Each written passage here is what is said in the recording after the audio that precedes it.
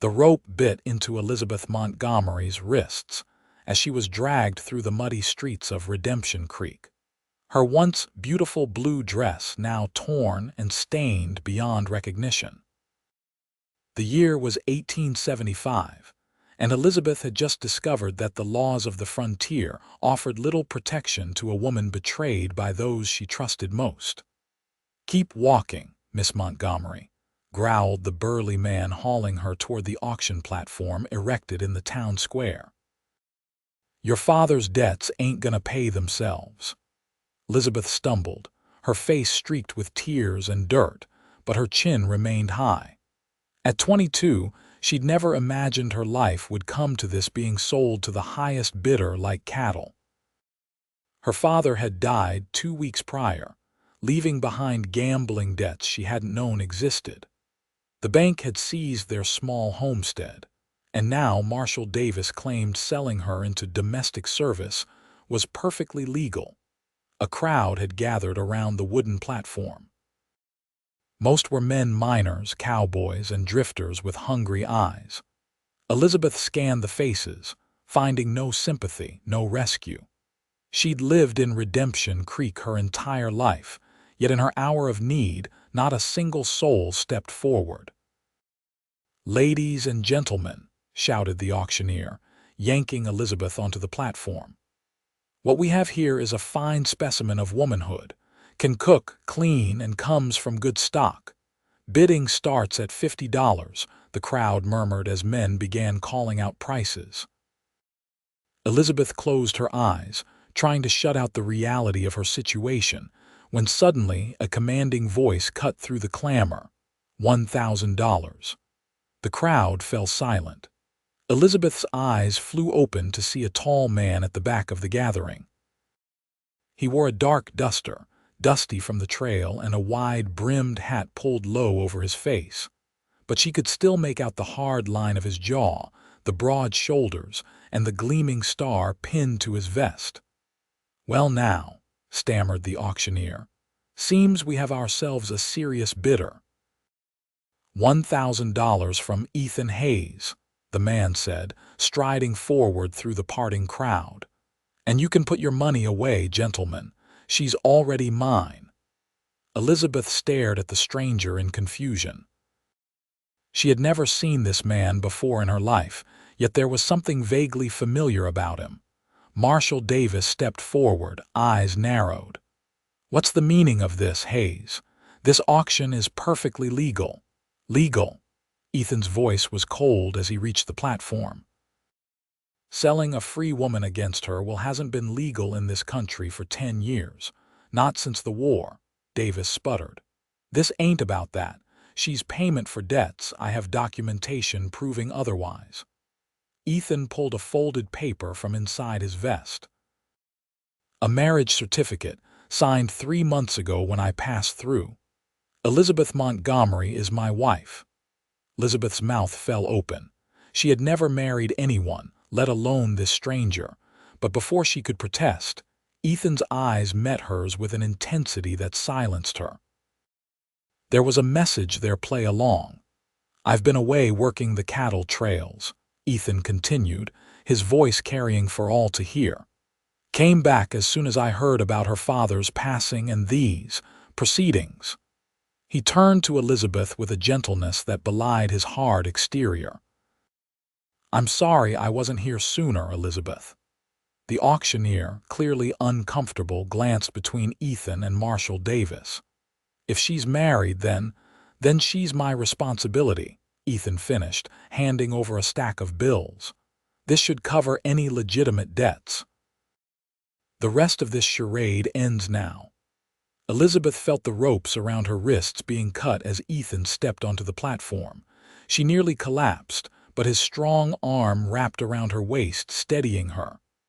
"I'll be taking my wife home now," he announced to the disappointed crowd. "And if anyone has a problem with that, they can take it up with me." No one stepped forward to challenge him. Elizabeth felt herself being guided down from the platform, her legs trembling beneath her. Ethan kept his arm firmly around her as they walked through the parting crowd. I don't understand, she whispered once they were out of earshot. I don't know you, we're not married. No, we're not, he agreed quietly. But it was the fastest way to get you out of there. You can trust me, Miss Montgomery. I was a friend of your father's. Elizabeth looked up sharply. My father never mentioned you. A shadow passed over Ethan's face. There's a lot your father never mentioned. Let's get you somewhere safe and then we can talk. He led her to a fine bay horse tethered outside the saloon. With gentle hands he helped her mount, then swung up behind her. Elizabeth stiffened at the unfamiliar intimacy. But given the choice between this stranger and the auction block, she chose to trust him for now. As they rode out of town, she felt dozens of eyes watching them go. Whatever this man's game was, she'd play along until she could figure out a way to escape. But deep down, something told her that Ethan Hayes might be her only hope in a world that had suddenly turned cruel and unfamiliar. The sun was beginning its descent behind the mountains as they rode, casting long shadows across the rugged landscape. For nearly an hour they traveled in silence, Elizabeth too exhausted and confused to demand answers immediately. Her thoughts swirled with questions about this stranger who claimed to know her father.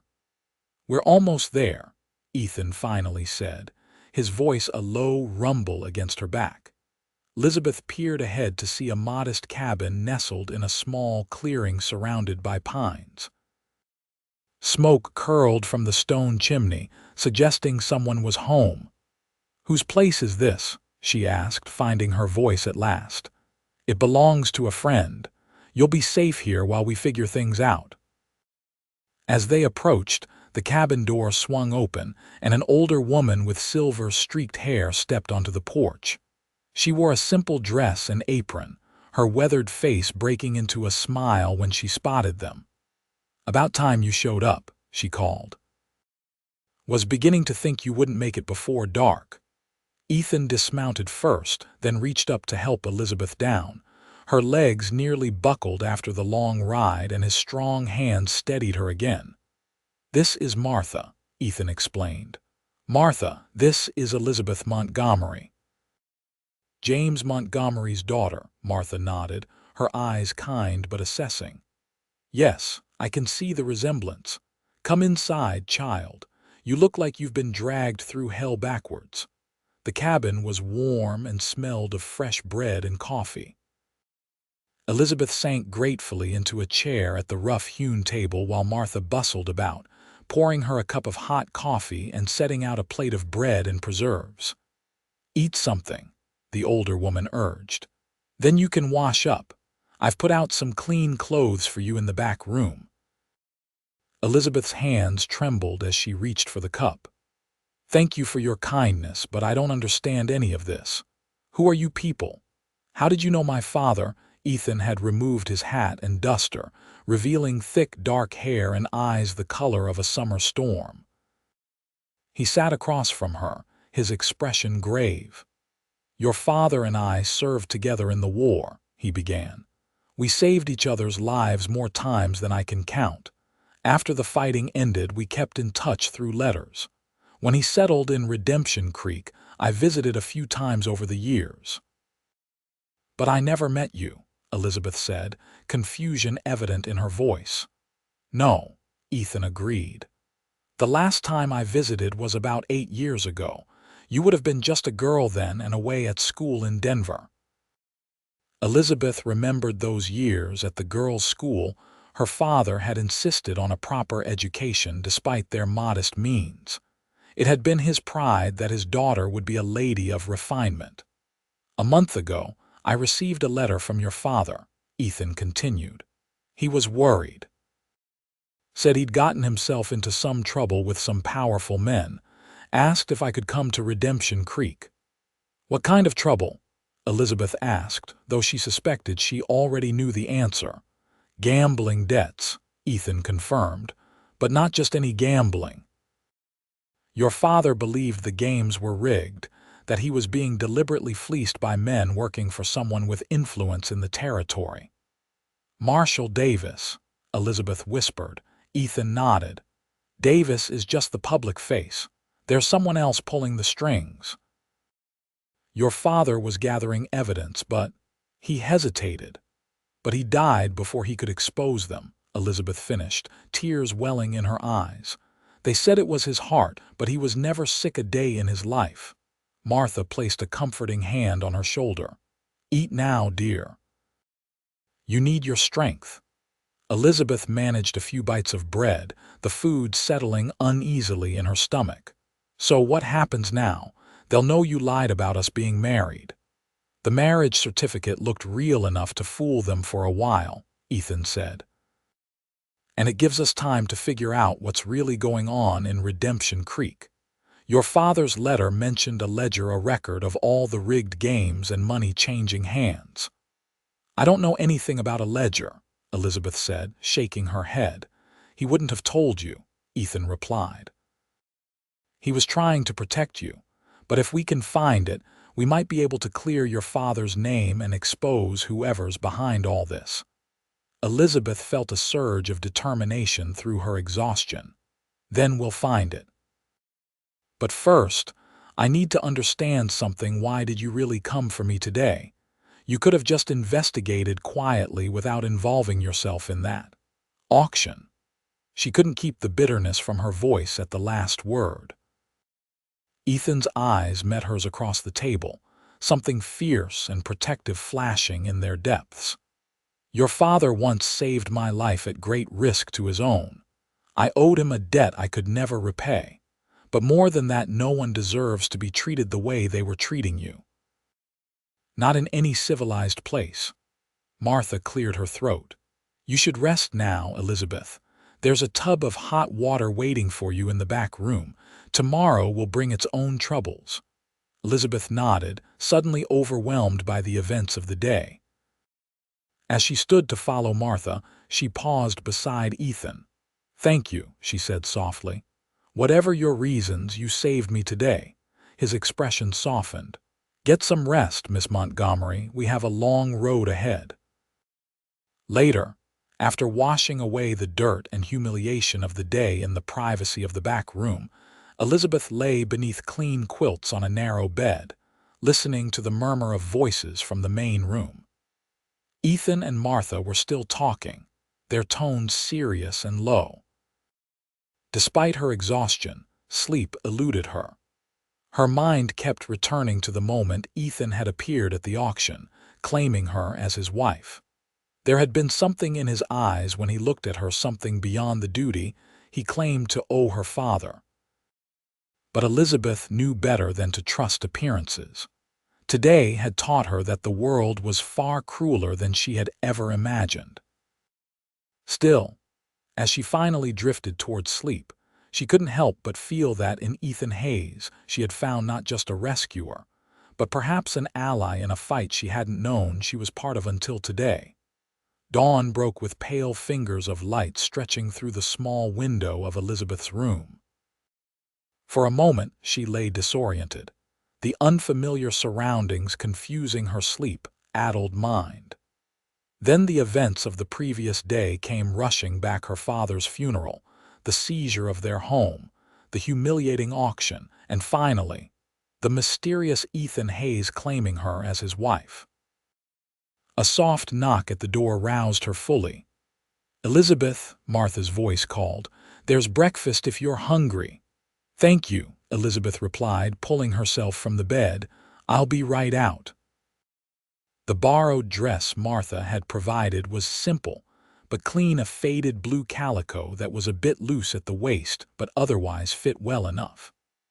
Elizabeth smoothed her hands over the fabric, grateful for its modest coverage after the way men's eyes had crawled over her torn dress at the auction. In the main room, Martha was setting plates on the table while Ethan stood by the window, a cup of coffee in hand, scanning the landscape outside with watchful eyes. He turned when Elizabeth entered, his expression softening momentarily. "You look better," he said, the gruffness of his voice tempered by genuine concern.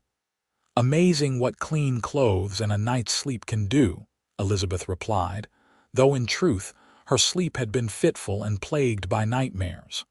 "What's the plan for today?" "First, you eat," Martha insisted, gesturing to the table laden with biscuits, eggs, and bacon. "Can't think on an empty stomach." Elizabeth hadn't realized how hungry she was until the aroma of food hit her. She sat down and began eating with more enthusiasm than she'd expected to feel. Ethan joined her at the table, his movements measured and deliberate. "We need to find that ledger your father mentioned. Any idea where he might have hidden it?" Elizabeth thought as she chewed. "My father kept his important papers in a lockbox under a floorboard in his study. But the bank took possession of our house yesterday. Everything inside belongs to them now." "Not quite everything," Ethan corrected. "Personal papers and effects should still be yours by right." "Try telling that to Marshal Davis," Elizabeth muttered. "He had men packing up our belongings before my father was even in the ground." Ethan's jaw tightened. "Davis is overstepping his authority. That's becoming a pattern with him. We can't just walk back into town," Elizabeth pointed out. "They'll know your marriage claim was false." "Not necessarily," Ethan said, leaning forward. "The certificate I showed was convincing.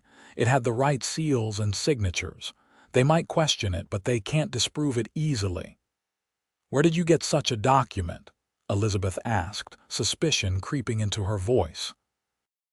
A faint smile touched Ethan's lips. "I've made some interesting acquaintances over the years. Let's just say I came prepared for trouble when I received your father's letter." Martha snorted as she joined them at the table. "What Ethan isn't telling you is that he's not just some cowboy who served with your father. He's a federal marshal." Elizabeth's eyes widened. "A marshal like Davis?" "Not like Davis," Ethan said firmly. "I work for the federal government investigating corruption in the territories." "Your father's letter suggested something bigger than just rigged card games in a small town." "So that's why you came," Elizabeth said, understanding dawning. "Not just because of your friendship with my father, but because it's your job." "Both reasons are true," Ethan replied, his gaze steady. "I owed your father, and what he described falls under my jurisdiction.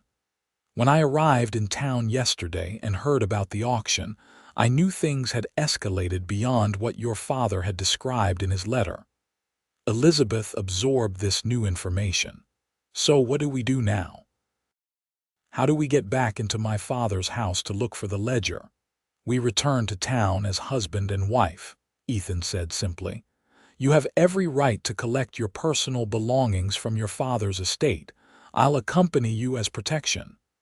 And if Davis challenges us—" "Let him try," Ethan said, a dangerous edge to his voice.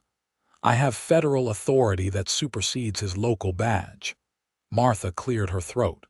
"There's something else to consider. If you two are pretending to be married, you need to be convincing. The whole town will be watching you." Elizabeth felt heat rise to her cheeks. "What exactly does that mean?" "It means," Martha said gently, "that you can't act like strangers. You'll need to show some familiarity with each other." Ethan's expression remained impassive, but Elizabeth noticed a slight tension in his shoulders. "Martha's right," he acknowledged. "For your safety, we need to maintain the pretense convincingly." "I'm not much of an actress," Elizabeth admitted. "You don't need to be," Ethan assured her. "Just follow my lead and remember everyone in that town is potentially involved. Trust no one except me and Martha." The gravity of the situation settled over Elizabeth. This wasn't just about clearing her father's name anymore, it was about survival in a town that had turned against her overnight. "When do we leave?" she asked, her voice steadier than she felt. "Within the hour," Ethan replied. "The sooner we retrieve that ledger, the better. After that, we can decide our next move." Martha began clearing the dishes. "I'll pack you some food for the journey. And Elizabeth," she added, her kind eyes serious, Remember that while this marriage may be pretend, the danger is very real. Stay close to Ethan." An hour later, Elizabeth found herself once again on horseback with Ethan, but this time she rode her own mount, a gentle mare Martha had provided. The day was warming up, the late spring sun burning away the morning mist as they rode toward Redemption Creek. "How long have you known Martha?" Elizabeth asked, breaking the silence between them. "Since I was a boy," Ethan replied. "She and her husband took me in after my parents died in a fever epidemic. He passed on years ago, but Martha's been a constant in my life. She seems very fond of you." A small smile touched Ethan's lips. "She's the closest thing to family I have left." He glanced over at her. "Your father spoke of you often in his letters. He was immensely proud of you." Elizabeth felt tears prick at her eyes. "He was everything to me. After my mother died when I was 8, it was just the two of us. I still can't believe he's gone." "I'm sorry," Ethan said quietly. "James was a good man, one of the best I've known." "Then why didn't he tell me about his gambling?" Elizabeth couldn't keep the hurt from her voice. "All those nights he said he was at business meetings." "Men have their pride," Ethan said. "And from what he wrote me, it started innocently enough, a friendly game here and there. By the time he realized he was being taken advantage of, he was in too deep. So he tried to expose them instead of just paying his debts." Ethan's expression hardened. "Your father discovered that what was happening in Redemption Creek wasn't isolated. There's a network operating throughout the territory, rigged games, loan sharking, and worse. When good men can't pay, they take their land, their businesses, and sometimes their families." Elizabeth shuddered, remembering the auction block. "Like they tried to take me." "Exactly. Your father was gathering evidence to bring the whole operation down. That's why finding that ledger is so important."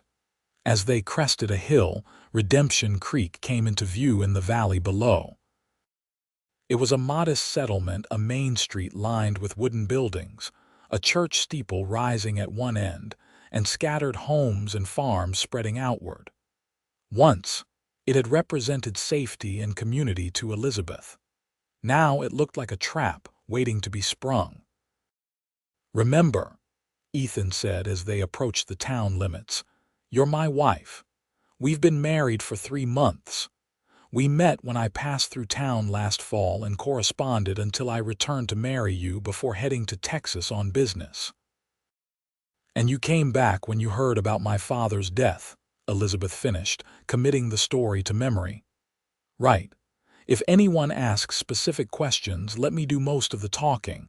Just act comfortable with me." Elizabeth nodded, though she wondered how she was supposed to act comfortable with a man she barely knew. As they rode down the main street, she was acutely aware of the stares and whispers following them. News traveled fast in small towns, and their dramatic exit the day before had surely been the main topic of conversation. They stopped first at the bank, where Ethan helped Elizabeth dismount with a tenderness that seemed genuine.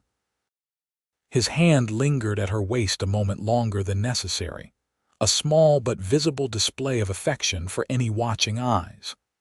"Ready, Mrs. Hayes?" he asked, loud enough for passers-by to hear. Elizabeth summoned a smile, trying to look like a woman in love rather than a woman in fear.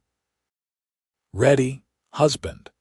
Inside the bank, the manager, Mr. Whitaker, looked up in surprise as they entered. He was a thin man with spectacles and a perpetually nervous demeanor that had only worsened since Marshal Davis had gained influence in town.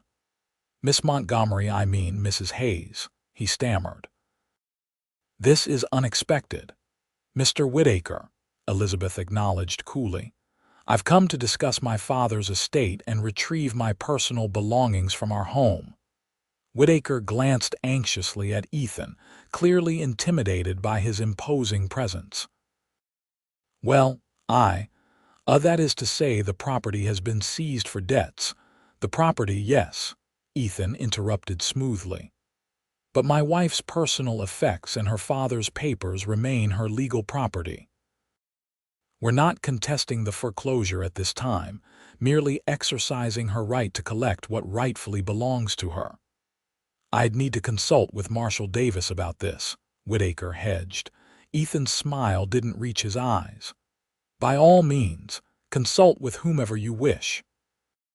But I should mention that as a federal marshal, I'm quite familiar with the law regarding such matters. He pulled back his duster just enough to reveal the badge pinned to his vest.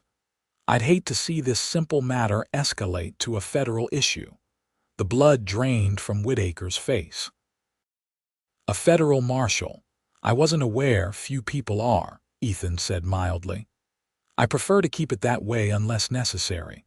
Now, about those keys to the Montgomery property. Whitaker fumbled in a drawer and produced a ring of keys with shaking hands. Of course. Just to collect personal items, you understand. The property itself remains with the bank for now, Elizabeth finished for him, taking the keys. Thank you for your cooperation, Mr. Whitaker. As they turned to leave, Whitaker called after them, Mrs. Hayes, I truly am sorry about your father. He was always kind to me. Elizabeth paused, seeing genuine regret in the banker's eyes. Thank you, she said softly, before Ethan guided her outside with a gentle hand at the small of her back. Once they were back on the street, Ethan murmured, Whitaker will inform Davis we're here within minutes. He seemed genuinely sorry about my father, Elizabeth noted. Perhaps, but fear is a powerful motivator. Don't trust anyone's sympathies too quickly. They mounted their horses and rode the short distance to Elizabeth's childhood home, a modest two-story house set back from the main street with a small garden that her father had tended with pride. Seeing it now, with curtains drawn and an emptiness that seemed to radiate from within, brought a fresh wave of grief. Ethan helped her down from her horse, his hands strong and steady at her waist. For a moment, their faces were close, and Elizabeth found herself noticing the flecks of blue in his gray eyes, the day's stubble darkening his jaw, the faint scar that cut through his right eyebrow. Ready? He asked quietly. She nodded, unable to find words past the lump in her throat. As they approached the front door, Elizabeth was acutely aware that this might be the last time she entered her childhood home. With trembling hands, she unlocked the door and stepped inside. The house was eerily quiet, dust motes dancing in the sunlight that streamed through the windows. Some furniture remained, but many of the smaller items, her mother's porcelain figurines, the silver candlesticks that had been a wedding gift, the landscape paintings her father had collected were gone. They've already taken the valuables, Elizabeth said bitterly. Ethan's expression darkened. Let's check your father's study first. They moved through the house to the small room at the back where James Montgomery had conducted his business affairs. The desk remained, though the drawers hung open and empty. Bookshelves had been cleared of anything valuable, leaving only basic agricultural texts and well-worn novels. The floorboard you mentioned, where exactly? Ethan asked, scanning the room. Elizabeth crossed to a spot near the window. Here, beneath the corner of the rug. She knelt and pulled back the faded oriental carpet, revealing wooden floorboards beneath. This one was loose. He kept his strongbox underneath. Ethan knelt beside her, their shoulders brushing as he examined the floorboard. It looked firmly in place, no different from the others surrounding it. Are you certain it was this one? He asked. Elizabeth frowned. Yes, I'm sure. I saw him access it countless times. She pressed on the board, but it didn't budge. Someone's nailed it down. Ethan pulled a knife from his boot.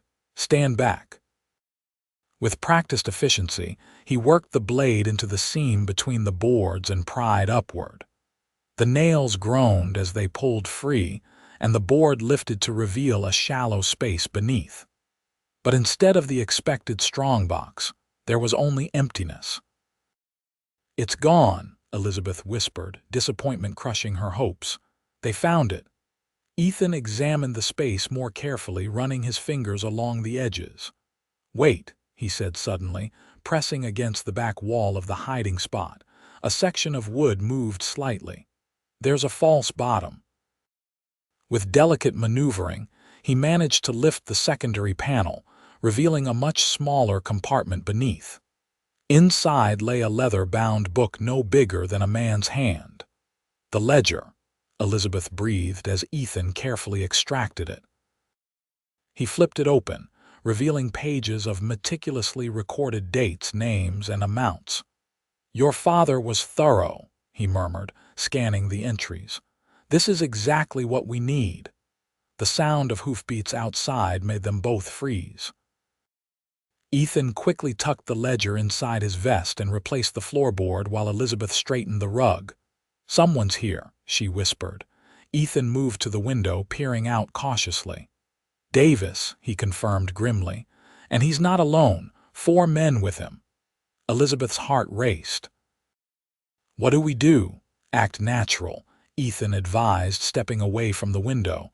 "We're just collecting your things, remember. But stay close to me." The front door banged open without the courtesy of a knock. Heavy boots stomped through the house until Marshal Davis appeared in the doorway of the study, his hand resting on the gun at his hip. He was a broad man with a florid face and small, cunning eyes that seemed perpetually suspicious. "Well, well," he drawled, "if it isn't the happy couple." "Whitaker said you'd be stopping by." "Marshal Davis," Ethan acknowledged calmly. "We're just collecting Mrs. Hayes' personal belongings."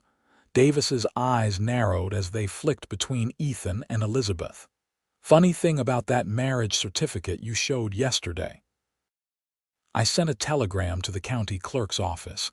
They have no record of issuing it." Elizabeth felt her blood run cold, but Ethan merely smiled. "Not surprising. We were married in Willow Creek, the next county over. Elizabeth had family there who wanted to attend the ceremony." "Is that so?" Davis didn't look convinced. "And you just happened to show up yesterday, right when we were settling her father's debts." "There's nothing happening about it," Ethan replied, his tone hardening. "I returned as soon as I received word of my father-in-law's death." Imagine my surprise to find my wife being illegally auctioned off. Davis's hand tightened on his gun. "Nothing illegal about it. The girl's father owed substantial debts. Debts that I've now paid," Ethan reminded him. "So our business here is concluded, unless you have some other reason for interrupting us while we collect Elizabeth's belongings." The tension in the room was palpable. Elizabeth could see Davis's men hovering in the hallway behind him, hands near their weapons. "What exactly are you looking for in here?" Davis demanded. "This room's already been cleared of valuables." "Letters," Elizabeth improvised quickly. "My father kept his correspondence in his desk. I wanted to save the letters from my mother before they were lost." Davis studied her for a long moment, his gaze uncomfortably invasive. "You know Mrs. Hayes," he said, emphasizing her married name with obvious skepticism. "Your father had quite a mouth on him toward the end, made all sorts of wild accusations. I'd hate to see his daughter follow the same path." The threat was thinly veiled. Elizabeth felt Ethan move imperceptibly closer to her, his body angled protectively. "My wife is simply grieving her father," Ethan said, his voice deceptively pleasant but with steel underneath. "We'll be leaving town once she's collected her things." "No need for concerns. See that you do," Davis replied. "Redemption Creek has had enough of the Montgomery family's troubles." He stepped back, gesturing to his men. "Search the rest of the house. Make sure they're not taking anything that doesn't belong to them." As the men dispersed to other rooms, Davis lingered in the doorway, watching them with undisguised suspicion. "You have until sundown to conclude your business here and leave town. After that, I can't guarantee your safety, or your wife's." With that final threat hanging in the air, he turned and followed his men. Elizabeth released a breath she hadn't realized she was holding. "We need to hurry," Ethan whispered. "Gather whatever personal items you can't bear to leave behind. We leave as soon as Davis and his men are gone." Elizabeth nodded, her mind racing. There wasn't much she could take, just a few treasured mementos that would fit in a saddlebag. But as she moved to leave the study, Ethan caught her arm. "One more thing," he said softly. Then, aware of the men still in the house who might glance in at any moment, he pulled her into his arms and pressed his lips to hers. The kiss was gentle but firm, a clear display for any watching eyes. But what surprised Elizabeth was her own response, the way her heart suddenly raced, not from fear, but from something else entirely. Ethan's arms around her felt not like a performance but like a promise. When he drew back, his eyes held a question she couldn't quite decipher. "For appearances," he murmured, though something in his voice suggested it might not be entirely true. Elizabeth nodded, momentarily speechless. "For appearances," she echoed, wondering why the words felt like a lie on her lips. The journey back to Martha's cabin was tense, both of them constantly checking behind to ensure they weren't being followed. Davis's threat hung over them like a storm cloud, and Elizabeth couldn't shake the feeling that they had narrowly escaped something terrible. "You think he believed us?" she asked as they rode side by side, the town now well behind them. "About the marriage, probably not," Ethan admitted. "But he's smart enough to know he can't move against a federal marshal without consequences. That's why he's trying to drive us out of town instead." "And the ledger? Do you think he suspects we found it?" Ethan patted his vest where the small book was hidden. "If he knew it existed, he would have torn apart the floorboards himself long ago. Your father hid it well." As they approached Martha's cabin, Elizabeth found herself reflecting on the events of the past 2 days, how quickly her life had been upended, how a stranger had become her only ally, and how the simple act of a kiss had left her more confused than she cared to admit. Martha was waiting for them on the porch, relief evident on her face as they rode into view. "Thank the Lord," she said as they dismounted. "I was beginning to worry." "We had a close call with Davis," Ethan explained, helping Elizabeth down from her horse. His hands lingered at her waist a moment longer than necessary, and Elizabeth felt a flush creep up her neck. "But we got what we came for." Inside, Ethan spread the ledger on the table. Martha brought a lamp closer as they all bent over the small book, examining its contents. "Your father was meticulous," Ethan said as he turned the pages. "Names, dates, amounts, and notes about how each game was rigged. Look here," he pointed to a particular entry. "This shows that the dealer was signaling card values to Davis's man at the table." Elizabeth's eyes widened as she read her father's neat handwriting. "There are dozens of names here, not just local men, but people from all over the territory. And here's the most damning evidence," Ethan said, turning to the last few pages. "A list of properties seized after owners couldn't pay their debts, and beside each one the name of the true beneficiary." His finger tapped a name that appeared repeatedly throughout the entries. "Judge Warren Hargrove." "The territorial judge," Martha gasped. "He's behind all this." "According to your father's notes, Hargrove is the mastermind," Ethan confirmed. "Davis is just his enforcer. They've been systematically defrauding people across 3 counties, then seizing their properties when they can't pay." Elizabeth felt sick. "And when my father figured it out, they silenced him," Ethan finished grimly. "The question is how. Your father's death appeared to be from natural causes." "He was poisoned," Martha said suddenly. Both Ethan and Elizabeth turned to her in surprise. She shrugged. "I was a healer before I retired." "The symptoms you described: sudden collapse, blue-tinged lips, No signs of violence sound like poisoning. Probably something in his food or drink. The night before he died, Elizabeth remembered, he had dinner with Judge Hargrove at the hotel restaurant. He said it was to discuss a legal matter. Ethan's expression hardened. They must have realized he was gathering evidence against them. This ledger is enough to send Hargrove, Davis, and everyone involved to prison for a very long time. So what do we do now? Elizabeth asked. We get this to my superiors, Ethan said, carefully closing the ledger. There's a federal courthouse in Denver. Once the right people see this evidence, they'll send agents to arrest everyone involved. Denver is 4 days' ride from here, Martha pointed out. And you can bet Davis has already sent word to Hargrove about your presence. They won't let you leave the territory with that ledger. Ethan's jaw set in determination. Then we'll need to be careful. We'll leave at first light tomorrow, take the mountain trails instead of the main roads. I'm coming with you, Elizabeth said firmly. Ethan shook his head. It's too dangerous.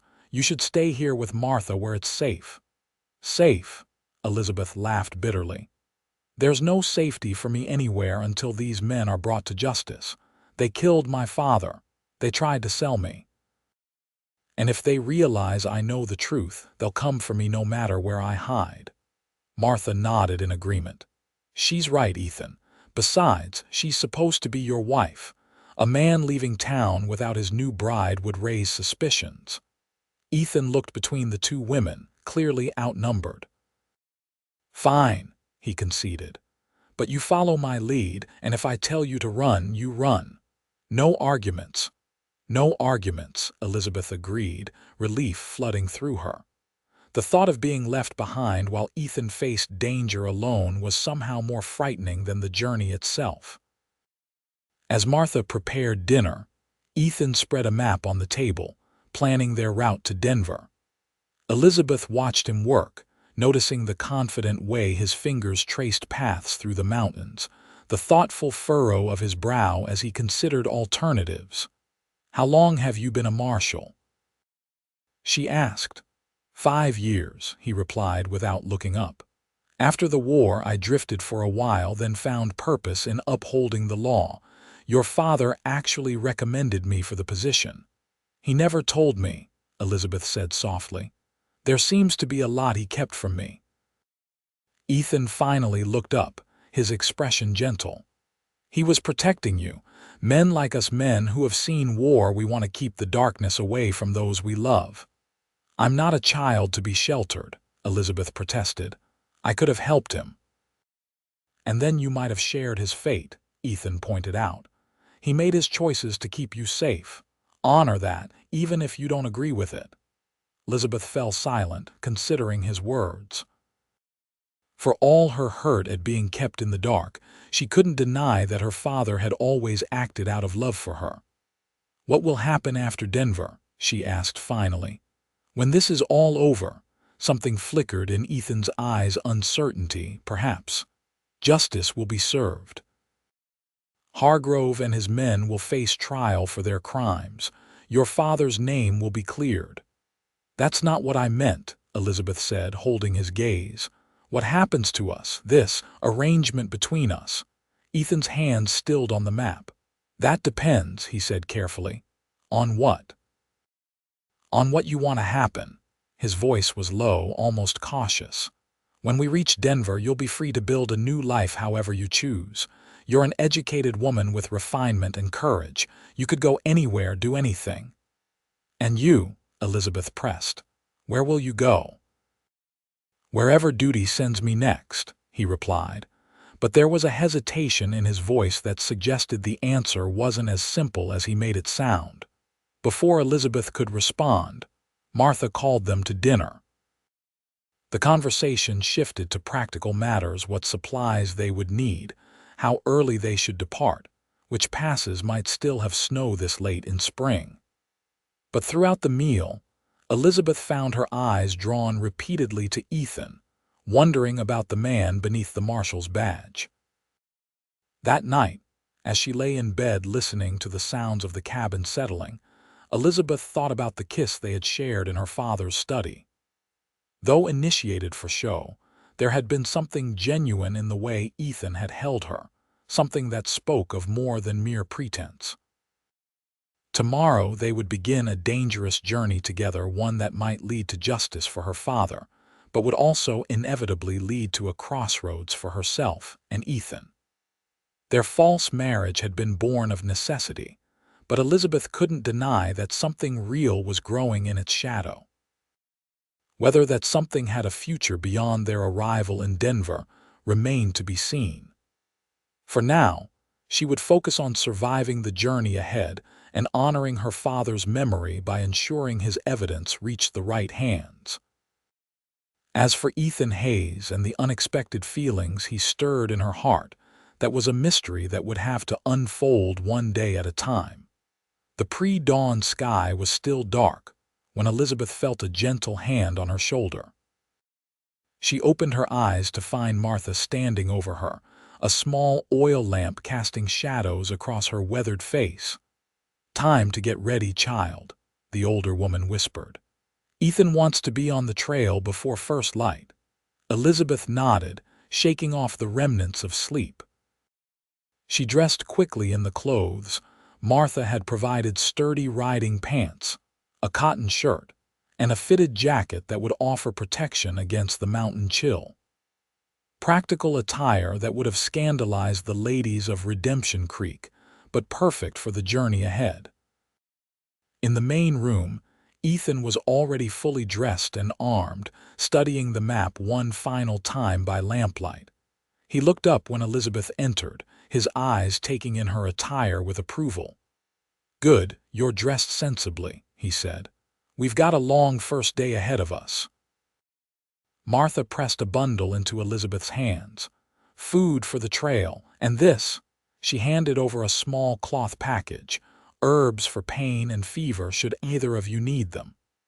"Thank you for everything, Martha," Elizabeth said, embracing the older woman. "I don't know what would have happened to me if not for you and Ethan."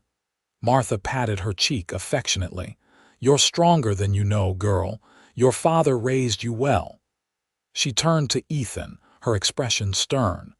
"And you bring her back safe when this is done, you hear me?" "Yes, madam," Ethan replied with a half-smile. "Though I suspect Elizabeth can take care of herself better than either of us realized." They said their goodbyes quickly, aware that every minute of darkness was precious for their undetected departure. The horses were saddled and waiting, loaded with supplies for the journey. Ethan helped Elizabeth mount, then swung up onto his own horse with practiced ease. "Stay close and stay quiet until we're well away from town," he instructed as they set off. "Davis might have men watching the roads." They rode in silence as the eastern sky gradually lightened from black to deep blue. Instead of taking the main trail that led toward town, Ethan guided them along a barely visible path that skirted the edge of a pine forest, keeping to the shadows. Elizabeth followed his lead, impressed by his woodcraft and attention to detail. As the first rays of sun broke over the horizon, they had already covered several miles, climbing steadily into the foothills that would eventually lead to the higher mountain passes. Ethan finally slowed their pace, allowing the horses to walk side by side on a wider section of trail. "You ride well," he observed. "I was worried you might not be used to long hours in the saddle." "My father taught me to ride almost before I could walk," Elizabeth replied. "He said a woman in the West needed to be as comfortable on horseback as in a parlor." He was right about that. Ethan's expression softened. "He spoke of you often in his letters, how proud he was of your education, your spirit." "You mentioned that before, but you've never told me how you and my father met." Ethan was quiet for a moment, his eyes on the trail ahead. "It was during the Battle of Chickamauga," he finally said. "I was just 18, terrified and confused in my first real battle. A Confederate shell exploded near our position, killed half my unit instantly. I was wounded, trapped under debris, and the enemy was advancing. Elizabeth listened, captivated by this glimpse into both men's pasts. "Your father was a sergeant then," Ethan continued. "He found me, dug me out, and carried me to safety under heavy fire. Took a bullet in his shoulder doing it. We served together for the rest of the war, watching each other's backs." "That sounds like him," Elizabeth said softly. "He never spoke much about the war, but he always taught me that true courage was doing what's right even when it's dangerous." "He lived by that principle to the end," Ethan said. "Most men would have paid their debts and kept quiet, no matter how unfair. Your father chose to fight for justice instead." They rode in companionable silence for a while, the trail gradually narrowing as it wound through denser forest. By midday, they had climbed high enough to look back over the valley, Redemption Creek now just a distant cluster of buildings below. They stopped in a small clearing to rest the horses and eat some of the food Martha had packed.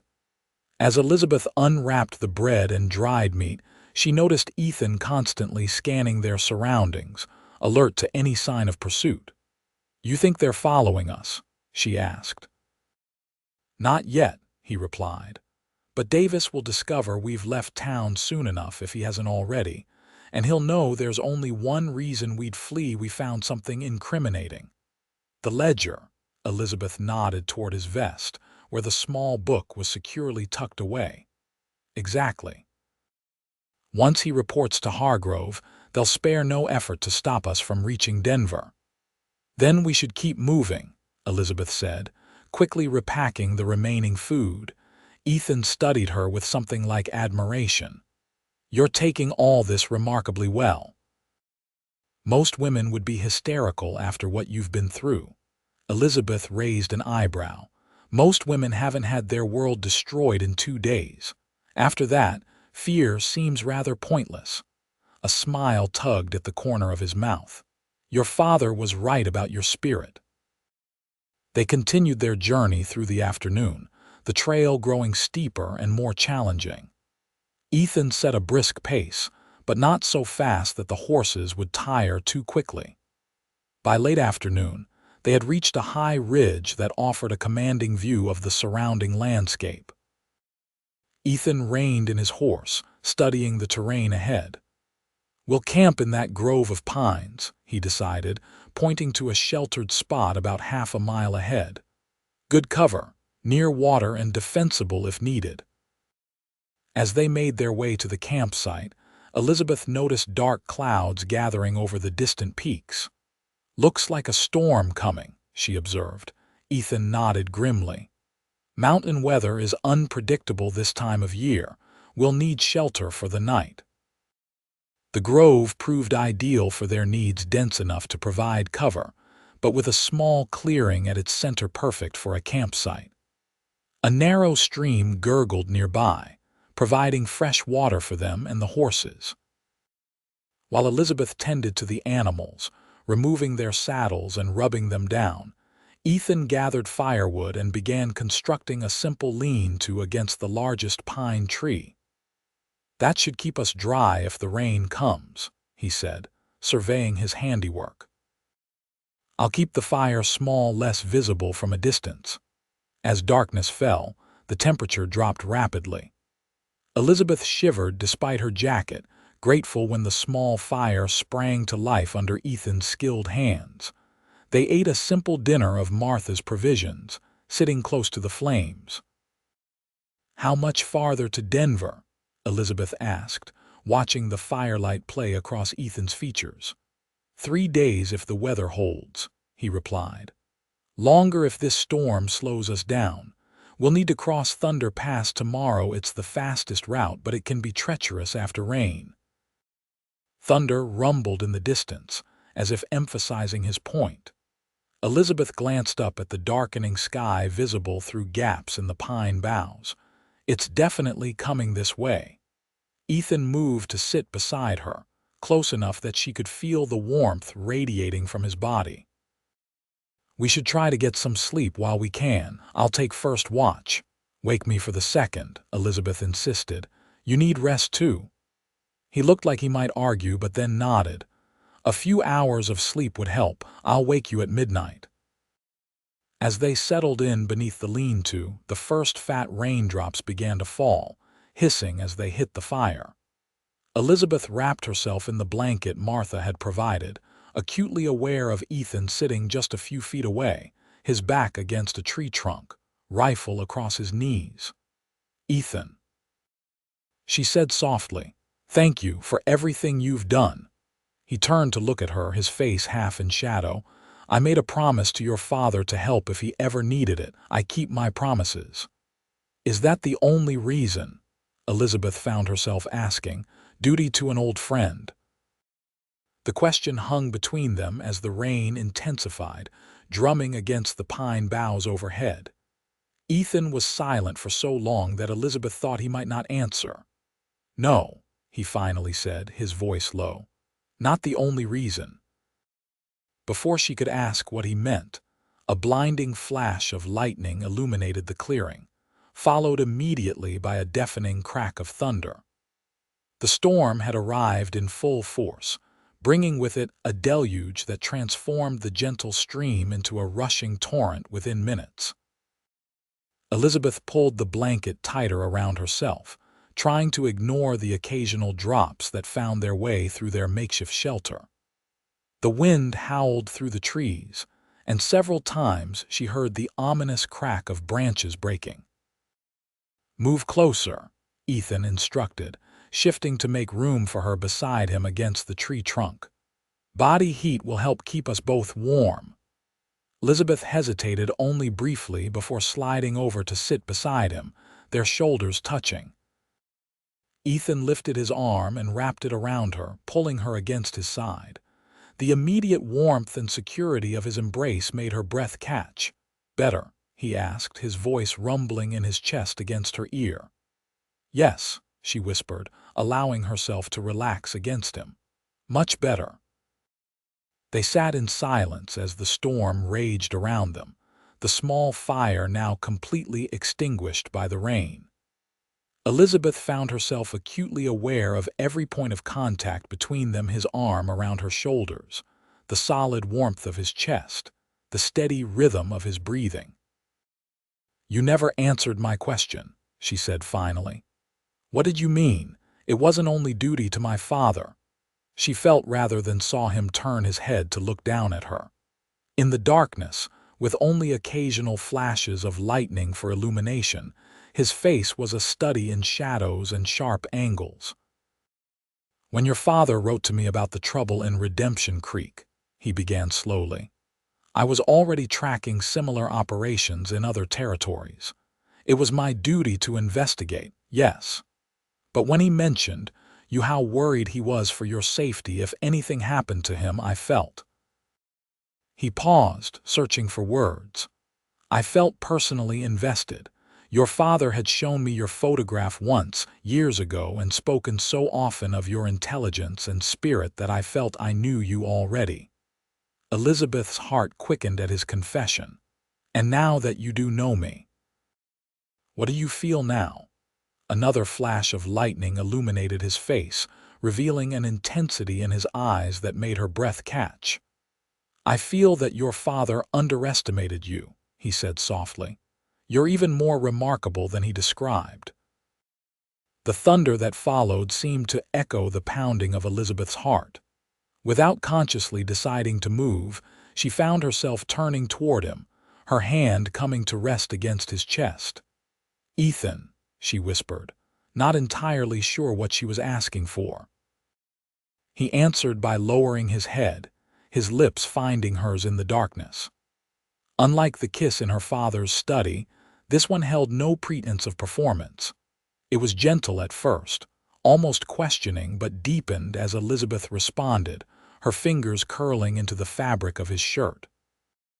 When they finally broke apart, both breathing more rapidly, Ethan rested his forehead against hers. "I shouldn't have done that," he murmured. "You've been through so much." "Don't," Elizabeth interrupted. "Don't diminish what just happened by suggesting I don't know my own mind." His chuckle was warm against her skin. "Your father warned me about your stubbornness." "He was right," she replied, settling back against his chest, his arm still around her. "Now tell me more about these operations you've been tracking. How widespread is this corruption?" If Ethan was surprised by her shift to practicalities, he didn't show it.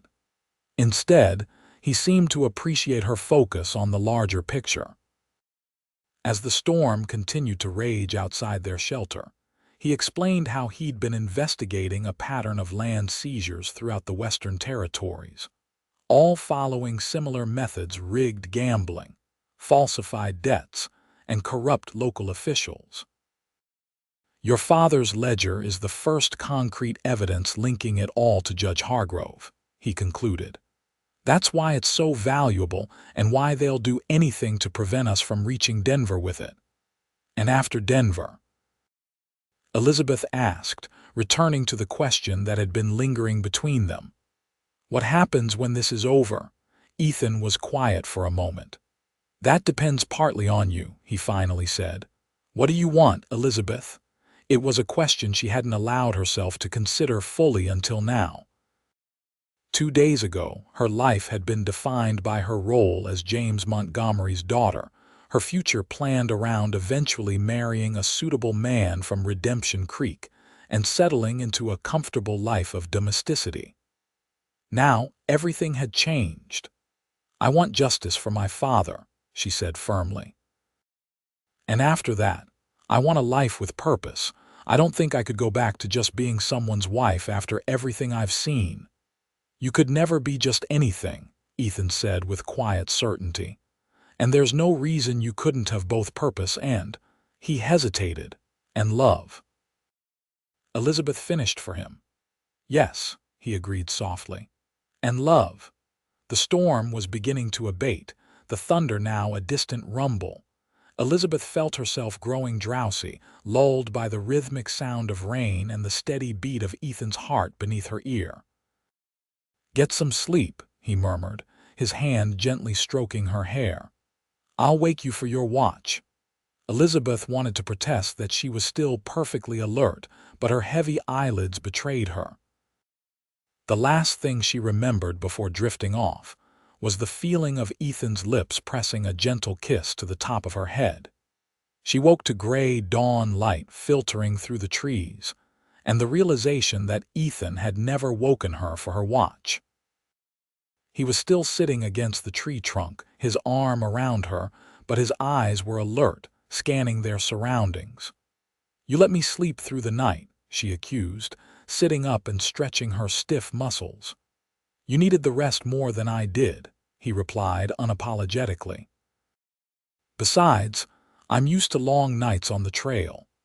The rain had stopped, but everything was wet and dripping.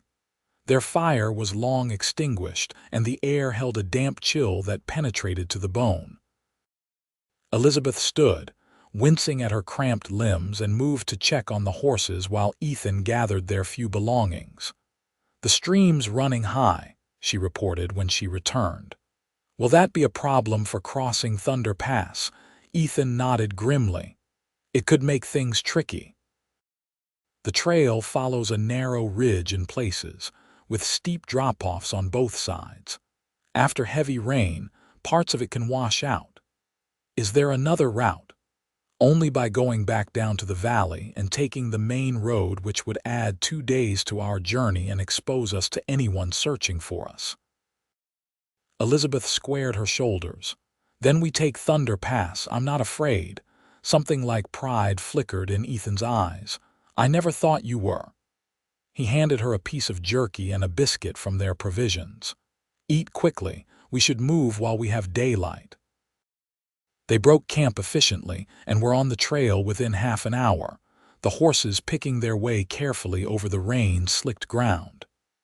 As they climbed higher, the forest thinned, giving way to rocky outcroppings and occasional meadows brilliant with wildflowers. By mid-morning, they had reached the approach to Thunder Pass, a narrow saddle between two towering peaks. The trail ahead wound precariously along the mountainside, in places barely wide enough for a single horse. "Stay close behind me," Ethan instructed. "If your horse balks at anything, give her her head. She knows what's safe better than you do." Elizabeth nodded, grateful for the gentle mare Martha had provided. The animal seemed sure-footed and calm, even as the trail grew more treacherous. They proceeded slowly, the silence broken only by the sound of hooves on stone and the occasional cry of a hawk circling overhead. Elizabeth tried not to look at the dizzying drop to her right, focusing instead on Ethan's broad back ahead of her. They were about halfway across the pass when disaster struck. A section of trail that had been undermined by the rain suddenly gave way beneath Ethan's horse. The animal neighed in terror as its hind legs scrambled for purchase on the crumbling edge. "Ethan!" Elizabeth cried out, reining her horse to a halt. With remarkable presence of mind, Ethan kicked free of the stirrups and threw himself forward off the horse as it began to slide backwards. He landed hard on the solid part of the trail, rolling to absorb the impact. His horse wasn't so fortunate with a final desperate whinny. It lost its battle with gravity and disappeared over the edge. Elizabeth's heart nearly stopped as she dismounted and rushed forward to where Ethan lay, fearing he might be seriously injured. "Are you hurt?" she asked frantically, kneeling beside him.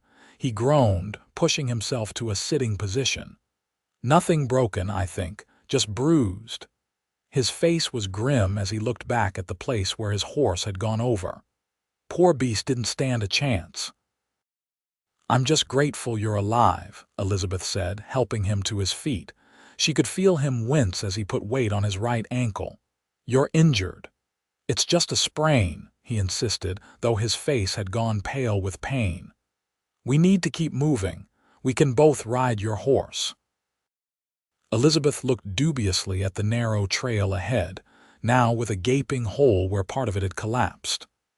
"Can we get past that?" Ethan studied the gap. "It's risky but possible. Your mare is lighter than my gelding was. If we lead her carefully and distribute our weight right, she should make it across." They approached the damaged section cautiously. Ethan tested each step before putting his full weight down, using a fallen branch as a makeshift walking stick. The gap was about 6 feet across with a treacherous slope of loose rocks and dirt where the trail had been. "I'll go first," Ethan decided. "If it holds me, it should hold you and the horse." "Your ankle," Elizabeth protested, "is manageable," he finished firmly. "Stay here until I call for you." Elizabeth watched anxiously as Ethan made his way across the gap, testing each foothold carefully before proceeding. Despite his injury, he moved with confidence born of experience. When he reached the solid trail on the other side, he turned back to her. "Now bring the horse," he called. "Keep to the upper edge where the ground seems firmest." Elizabeth took a deep breath and began leading her mare across the damaged section. The horse snorted nervously but followed her lead, stepping carefully where directed. Halfway across, a section of dirt gave way under the mare's front hoof, causing the animal to shy sideways toward the drop-off. "Easy, girl," Elizabeth soothed, her heart in her throat as she pulled gently but firmly on the reins, guiding the horse back to safer ground. "Just a few more steps." With relief, she finally reached Ethan on the other side. He immediately pulled her into a tight embrace, his relief evident in the strength of his arms around her. "Well done," he murmured into her hair. "I knew you could do it." For a moment, they simply held each other, the shared danger bringing a new intimacy between them. Then Ethan reluctantly pulled away, his practical nature reasserting itself. "We need to keep moving," he said. "We've lost time, and with only one horse we'll be slower. Can you ride while I walk?" Elizabeth shook her head. "Not with your ankle injured. We'll both walk and lead the horse. We can alternate riding if necessary." Ethan looked like he might argue but then nodded in agreement. The pass widens soon. It will be easier going after that. They continued their journey, making slower progress than before but steadily moving forward. By late afternoon, they had descended from the highest part of the pass into a sheltered valley on the other side. A small, crystal-clear lake reflected the surrounding peaks, its shores lined with aspen trees just beginning to leaf out.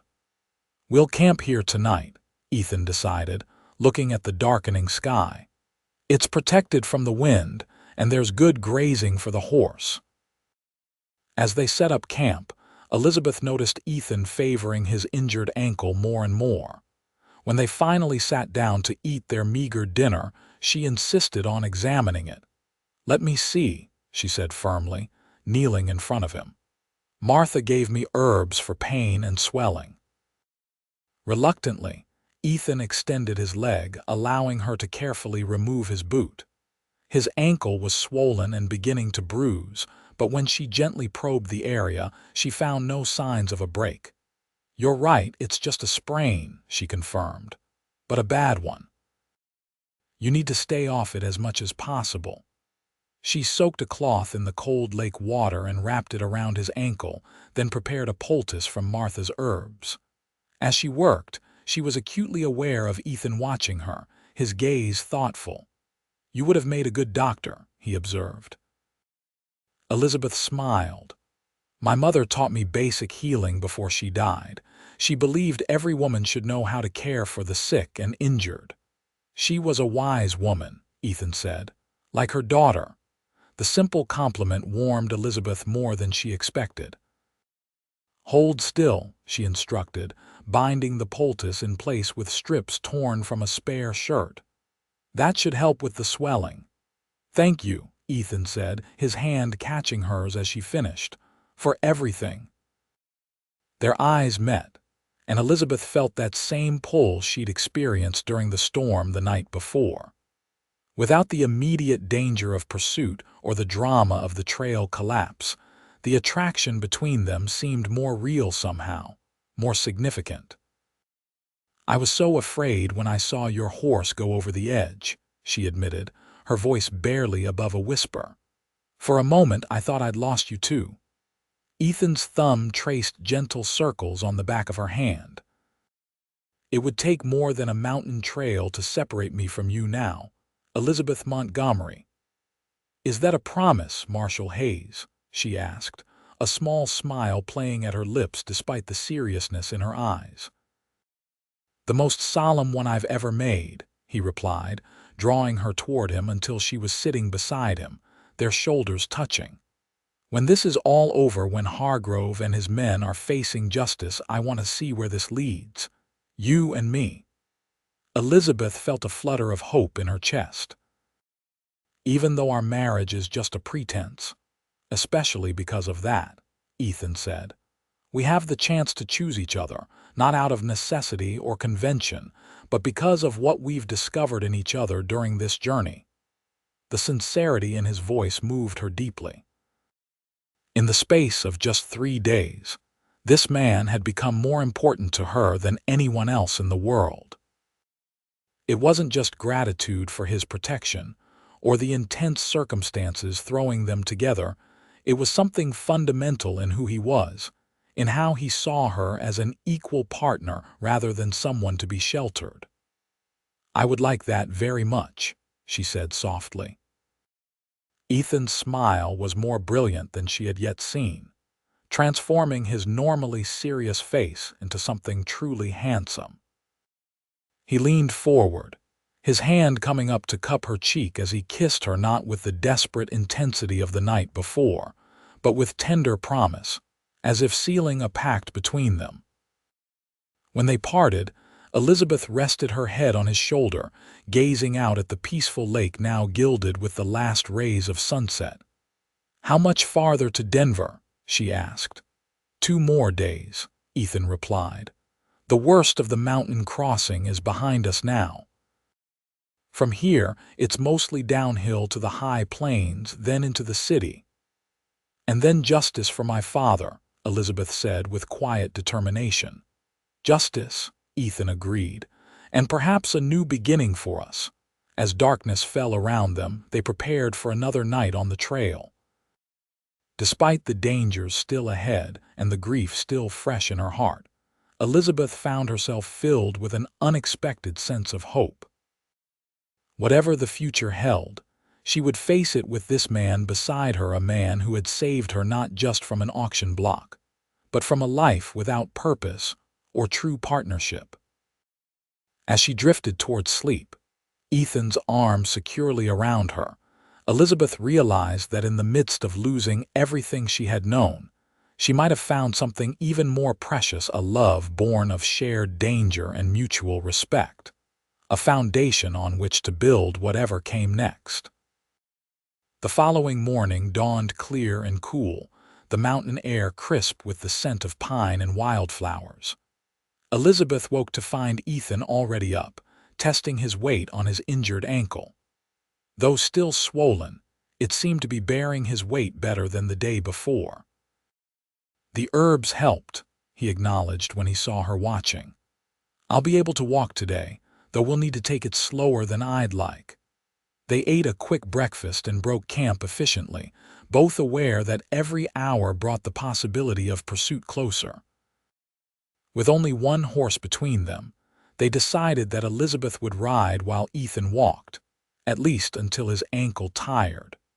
The trail from the lake descended gradually through pine forests and occasional meadows brilliant with spring wildflowers. By midday, they had reached lower elevations where the trees were larger and the landscape less rugged.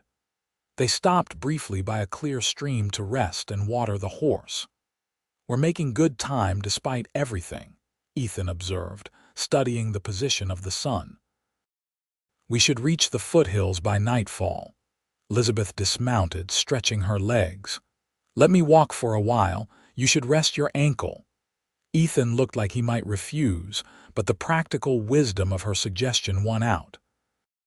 He nodded and carefully mounted the mare, adjusting himself in the saddle that was smaller than he was accustomed to. As they continued their journey, Elizabeth walking alongside the horse with Ethan riding, she found herself reflecting on how much her life had changed in just a few days. A week ago, she had been the respectable daughter of a well-regarded citizen, her future predictable and secure.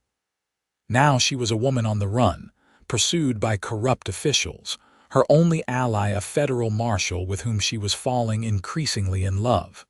"What are you thinking about?" Ethan asked, noticing her thoughtful expression. "How quickly life can change," she replied honestly, "and how sometimes what seems like the worst thing that could happen leads to unexpected possibilities." Ethan's eyes softened as he looked down at her. "Your father would be proud of how you've handled all this." "I hope so," Elizabeth said, a wave of grief washing over her. "I miss him so much. There's still a part of me that can't believe he's really gone." "I understand," Ethan said gently. "After the war, I lost my parents to the fever epidemic that swept through our town. Even though I was a grown man who'd seen battle, nothing prepared me for that loss." "How did you cope?" Elizabeth asked, grateful for his willingness to share his own pain. "One day at a time," he answered simply. "And by finding purpose in my work. Your father helped me with that, convinced me that upholding the law was a way to bring order to a chaotic world." They continued in companionable silence for a while, the rhythm of their journey creating a peaceful interlude despite the urgency of their mission. By late afternoon, the landscape had changed noticeably, the mountains receding behind them as they entered the rolling foothills that would eventually give way to the high plains surrounding Denver. As the sun began its descent toward the western peaks, Ethan spotted a small abandoned homestead in a sheltered hollow, a simple cabin with a partially collapsed roof, but enough structure remaining to provide shelter for the night. "We'll stop here," he decided. "It's defensible, out of sight from the main trail, and will give us better protection than sleeping in the open." They approached cautiously, Ethan's hand resting on his revolver as he scanned for any signs of recent occupation. The cabin had clearly been abandoned for years, the door hanging from one hinge, windows empty of glass. The small garden plot overgrown with native grasses. "Looks like whoever lived here left in a hurry," Elizabeth observed, noting the few pieces of broken furniture still inside. "Probably during the early mining boom," Ethan suggested. "When the gold didn't pan out, many settlers abandoned their claims to try their luck elsewhere. They set about making the cabin habitable for the night." Elizabeth swept away years of dust and debris while Ethan gathered firewood and tended to the horse, securing it in what remained of a small lean-to attached to the cabin. As darkness fell, they sat before a small fire in the cabin's stone hearth, sharing the last of Martha's provisions. The ledger that had been their reason for fleeing lay on the rough-hewn table between them, a reminder of all that was at stake. "We should reach Denver by tomorrow evening," Ethan said, studying the small book thoughtfully. "Once this evidence is in the right hands, things will move quickly. Federal agents will be dispatched to arrest Hargrove, Davis, and anyone else implicated. And my father's name will be cleared," Elizabeth added, her voice firm with conviction. "Yes," Ethan agreed. "Your father's reputation will be restored, and his courage in exposing this corruption will be recognized." "What about his property, our home?" Elizabeth asked. "Can it be recovered?" Ethan's expression turned apologetic.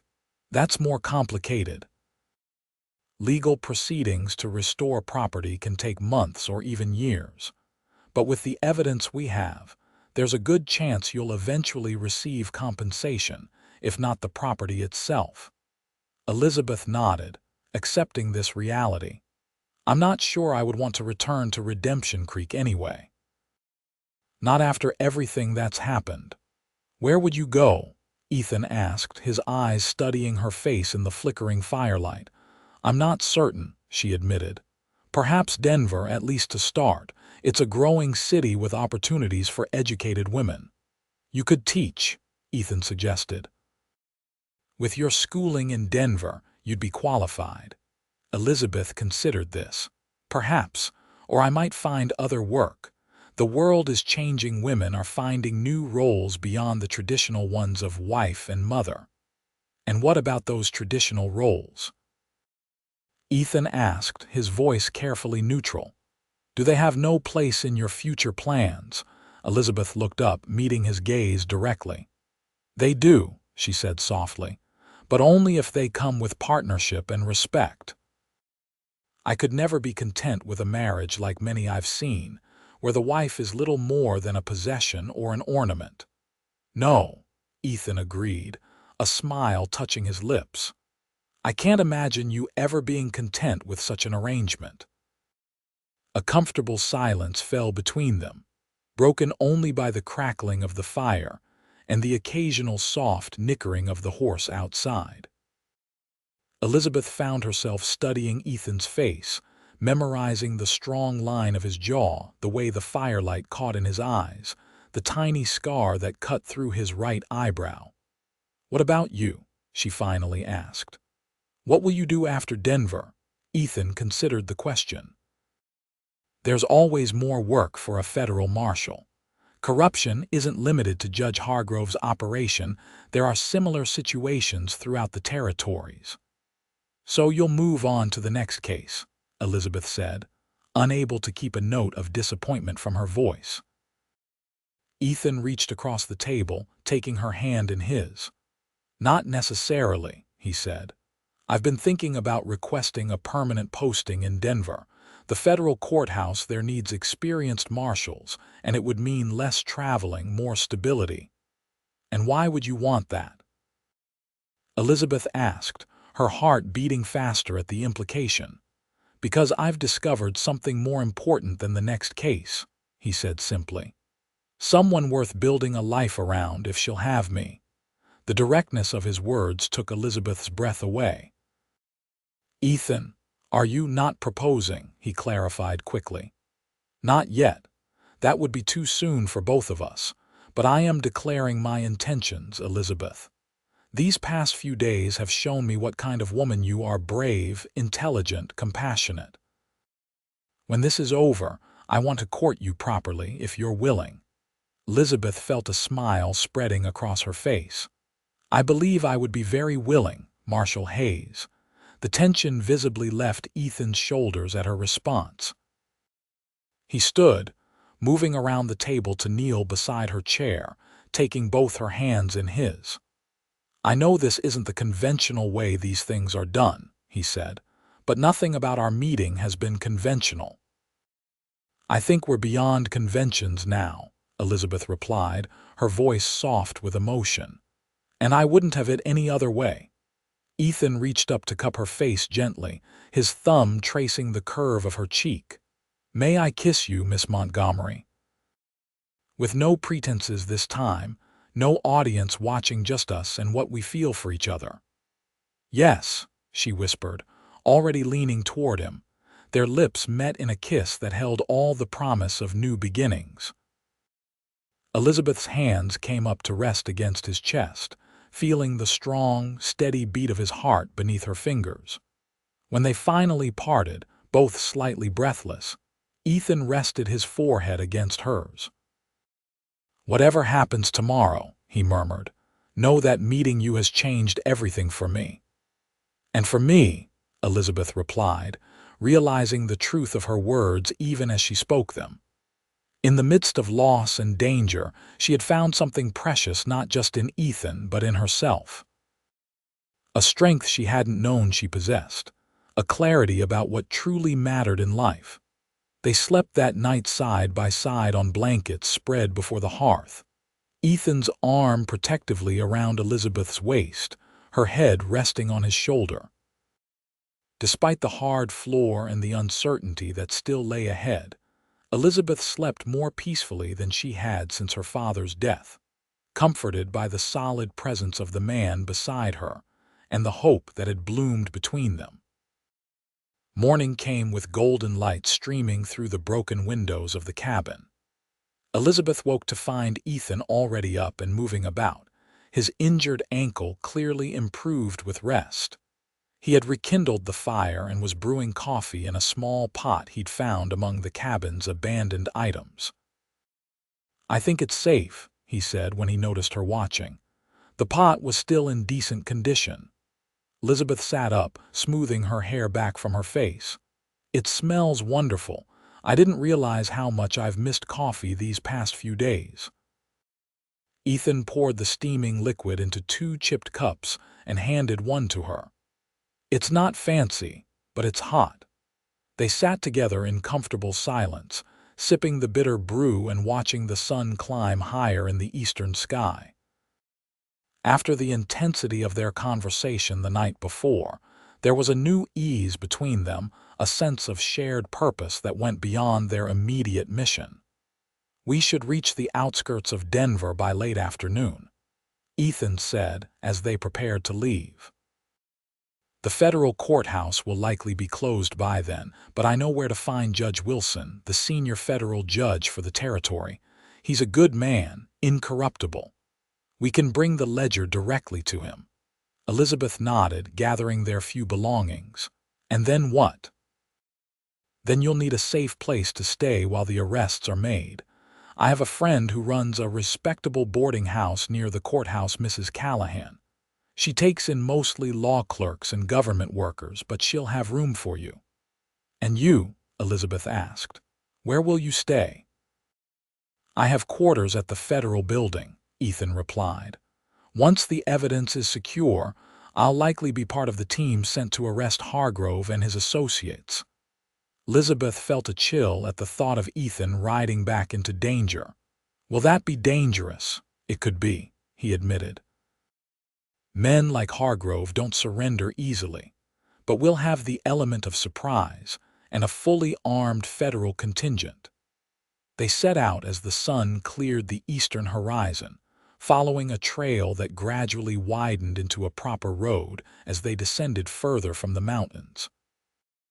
They alternated riding and walking, making steady progress across the high plains that surrounded Denver. By mid-afternoon, they could see the city in the distance, a growing settlement sprawled along the South Platte River, with the Rocky Mountains forming a dramatic backdrop to the west.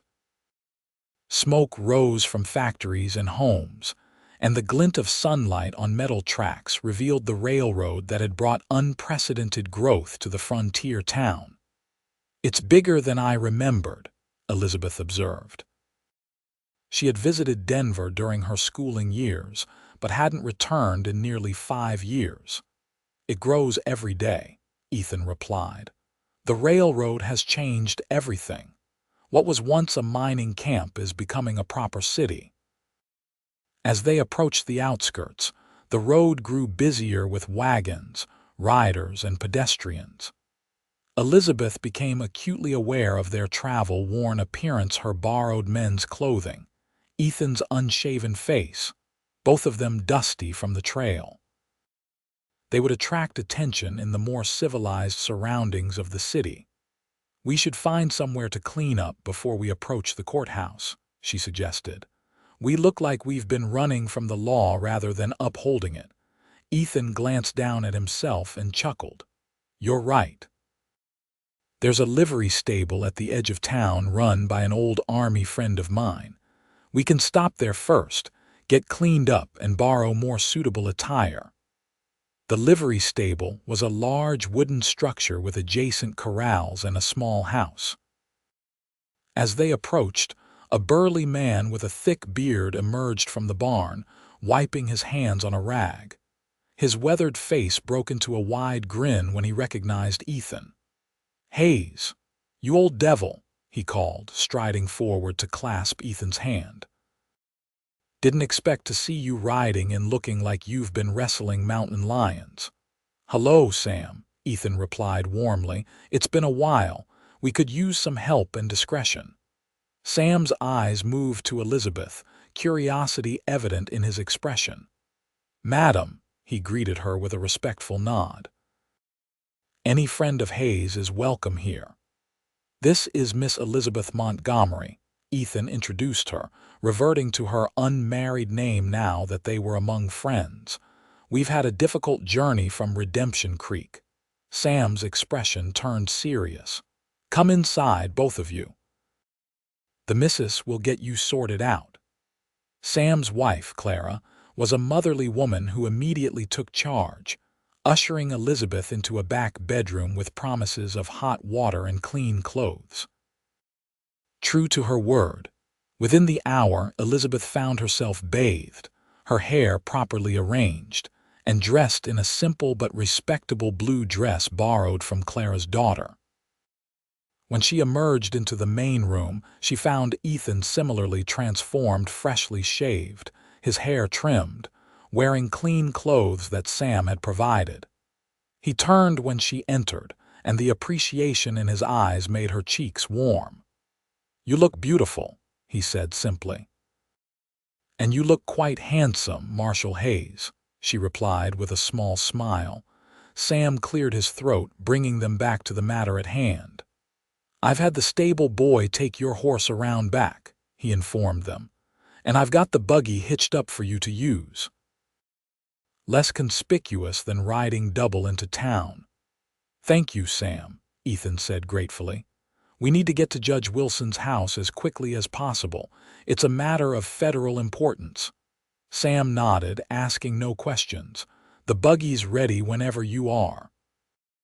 Before they left, Ethan pulled Sam aside for a private conversation. Elizabeth couldn't hear what was said, but from Sam's solemn nod and the way his hand moved briefly to the revolver at his hip, she guessed that Ethan was warning him of possible danger. They said their goodbyes to Sam and Clara, promising to return the borrowed items as soon as possible, and set off in the buggy toward the more affluent neighborhood where Judge Wilson resided. As they drove through the bustling streets of Denver, Elizabeth was struck by how normal everything seemed, people going about their business, shops open, children playing a sharp contrast to the danger and drama they had lived through over the past few days. "It feels strange," she commented, "to be among all these people who have no idea what we've been through." Ethan glanced at her, understanding in his eyes. "That's often how it is. The most important battles are fought quietly, away from public view." They arrived at Judge Wilson's residence, as the sun was setting an impressive 2-story brick home with gaslight illuminating the windows. Ethan helped Elizabeth down from the buggy, his hand lingering on hers a moment longer than necessary. "Are you ready?" he asked quietly.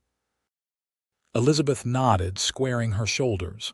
"For my father," she said. "For your father," Ethan agreed, "and for justice." They approached the front door together, Ethan's hand resting protectively at the small of Elizabeth's back. Whatever happened next, they would face it as they had faced everything since that moment on the auction platform together, united by a bond forged in danger and strengthened by growing love. Judge Wilson himself answered the door, a tall, distinguished man with silver hair and piercing blue eyes. Recognition flashed across his face when he saw Ethan. "Marshal Hayes," he said with evident surprise. "This is unexpected." "I apologize for the intrusion, Your Honor," Ethan replied formally, "but we have urgent business that couldn't wait until morning. May we come in?" The judge studied them both for a moment, then nodded, stepping back to allow them entry. Of course. Inside, they were shown to a well-appointed study lined with law books and illuminated by a combination of gaslight and a crackling fire in the hearth. Judge Wilson gestured for them to sit in leather chairs before his desk. "Now, what's this urgent business?" he asked, his tone businesslike but not unfriendly.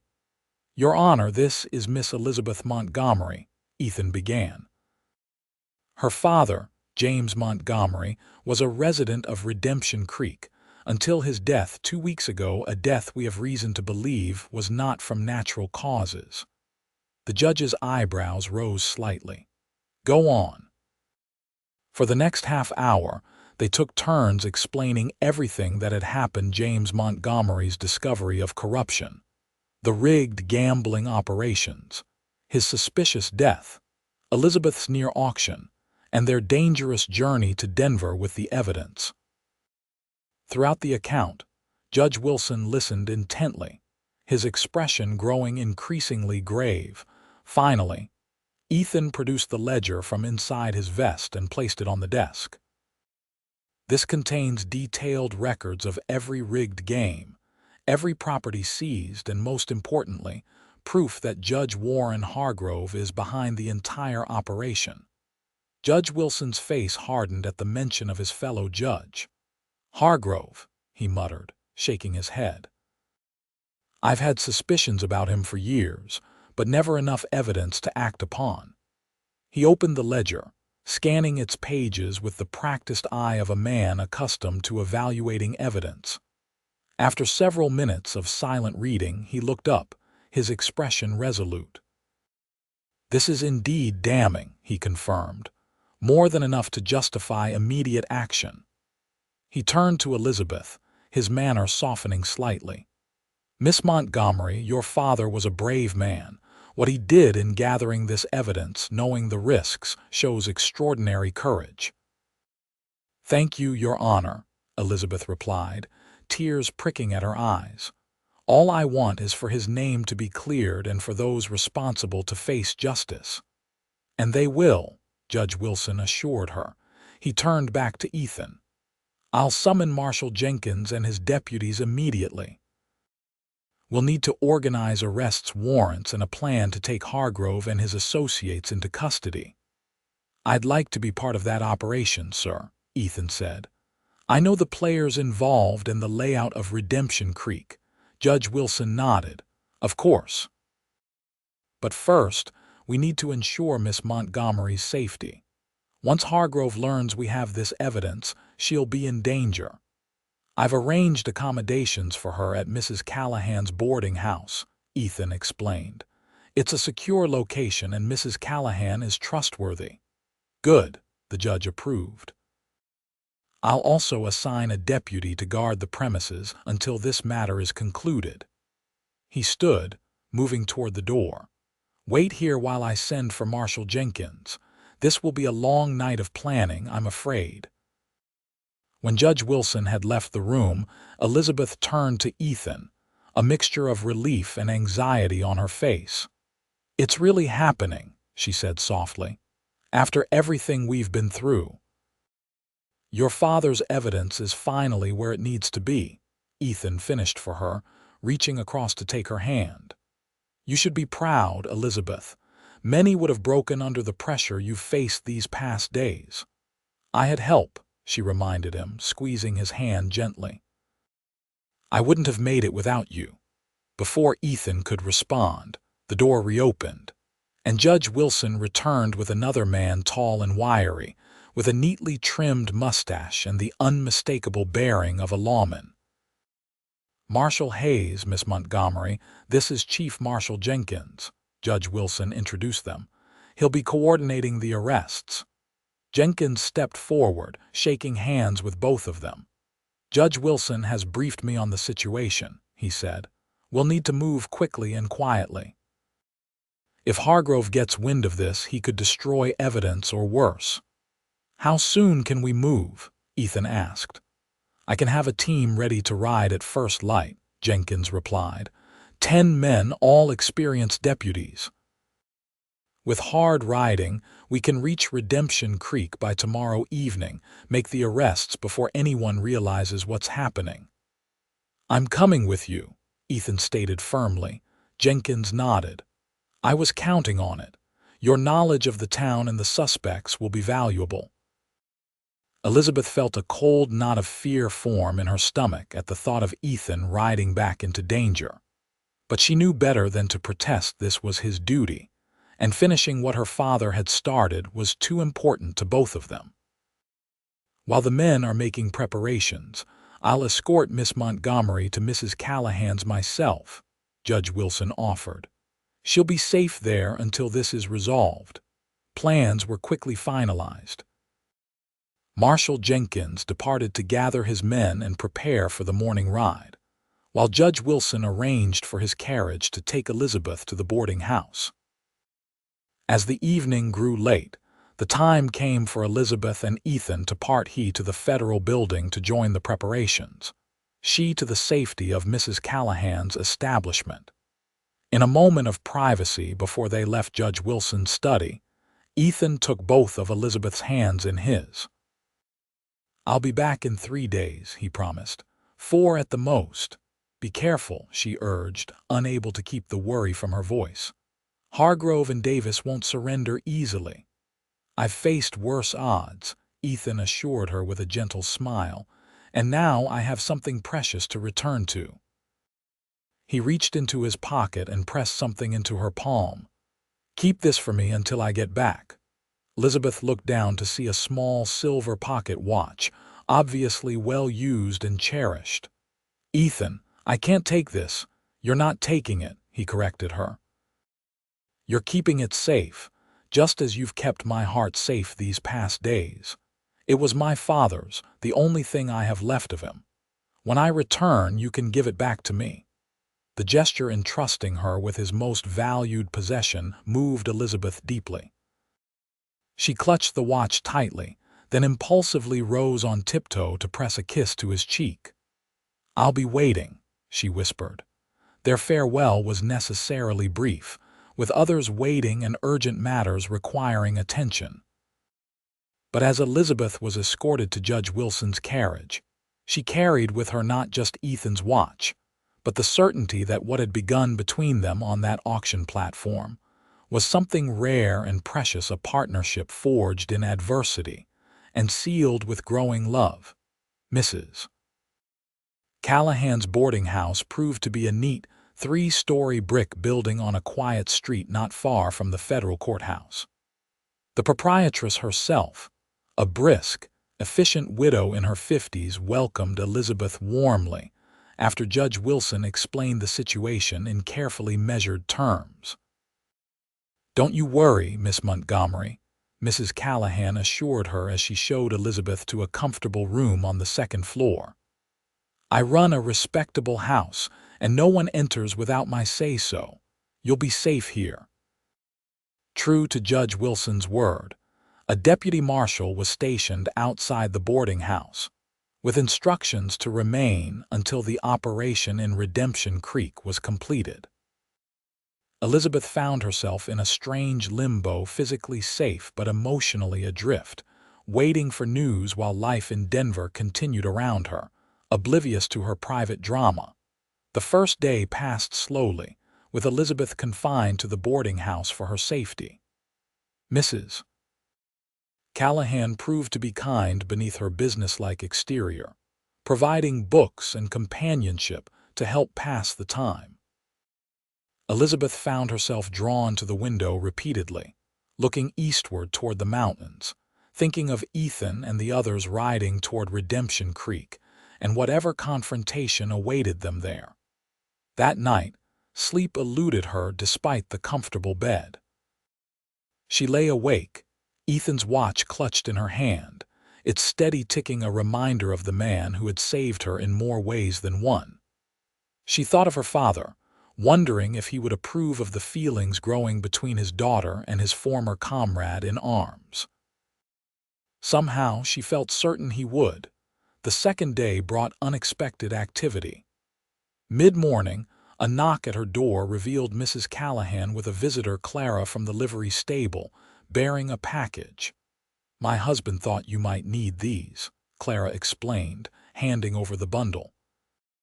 "Some of my daughter's clothes that should fit you better than what you borrowed." Inside the package, Elizabeth found not only several dresses, but also personal items she hadn't even realized she needed: hairpins, a brush, a small bottle of lavender water. The thoughtfulness of the gesture brought tears to her eyes. "Please thank Sam for me," she said warmly. "And you as well. Your kindness to a stranger means more than I can express." Clara waved away her thanks. "Any friend of Ethan Hayes is family to us. He saved Sam's life during the war, just like he saved your father's." This revelation surprised Elizabeth. "He never mentioned that." "He wouldn't," Clara replied with a fond smile.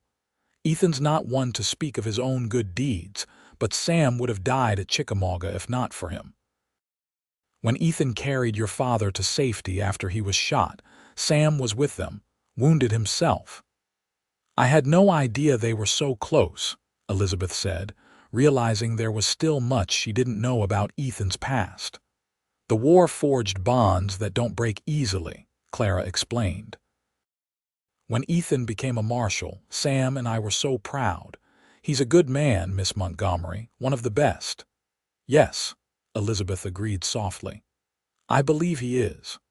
After Clara left, Elizabeth changed into one of the new dresses, a pretty calico in shades of green that complemented her eyes.